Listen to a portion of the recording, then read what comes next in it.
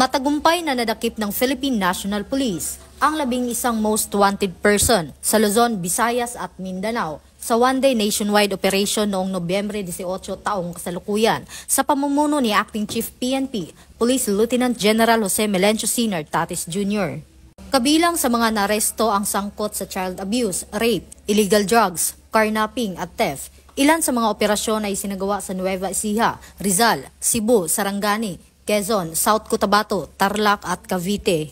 Ayon kay Police Lieutenant General Nartates, malinaw ang mensahe ng operasyon, walang kriminal ang makakatakas sa batas. Ang mga pag-arestong ito ay patunay na seryoso ang PNP sa pagpapanatili ng kaligtasan at tiwala ng publiko. Tinitiyak ng PNP na ang kampanyang ito ay alinsunod sa direktiba ni Pangulong Ferdinand Marcos Jr.